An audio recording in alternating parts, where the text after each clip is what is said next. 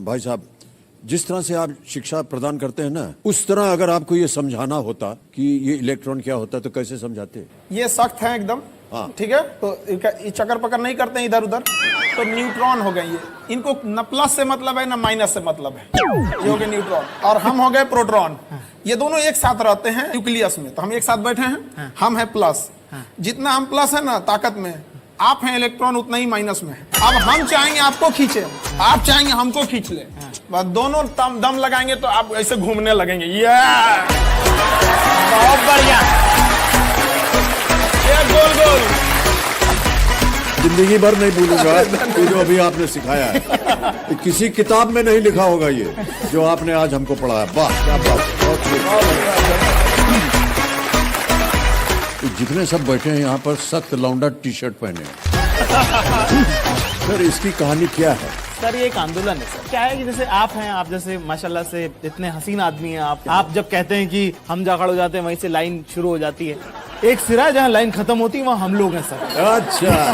एक होता है कि आप गरीबी में, एक होता है साहब कि आपके पास खाना नहीं है। अगर आप इसी में कहते हैं कि साहब हमारा तो रोजा है, हमने उपवास रखा हुआ है, वही है सर सख्त लौंडा। अरे भाई साहब क्या बात कही है आपने।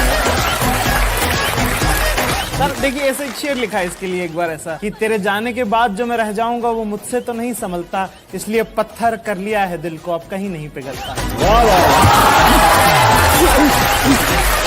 ये होता था कि ग्रेजुएट बनना चाहिए, किसी भी तरह सर पढ़ लिख करके हम पास हो गए, ग्रेजुएट हो गए। तो ग्रेजुएट के बाद हम लोग जो 5-6 मित्र जन थे शाम को बैठा करें अकेले, मैं यार क्या यार कुछ नौकरी वोकरी मिली क्या? बोले नहीं कुछ नहीं हुआ यार। एक दिन क्या हुआ, एक लड़का था वो बोला यार हम बताएं आपको हमारा प्रॉब्लम क्या है। हमारा प्रॉब्लम है ये कि हमारे बाप ने हमको पैदा क्यों किया था।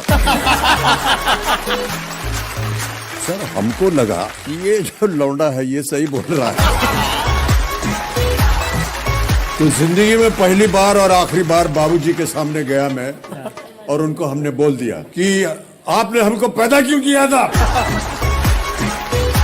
सर इधर से कुछ जवाब नहीं आया और हम चले गए कमरा छोड़ के, सो गए। हम जब उठे तो हमने देखा कि तकिए के बगल में एक कागज रखा है।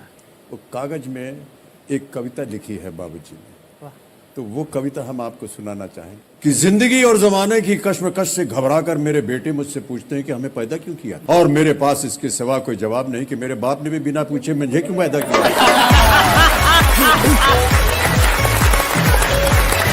और उनके बाप ने बिना पूछे उन्हें, और उनके दादा ने बिना पूछे उन्हें।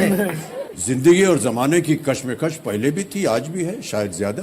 तुम ही नई लीक रखना, अपने बेटों से पूछ के उन्हें पैदा करना। क्या बात है।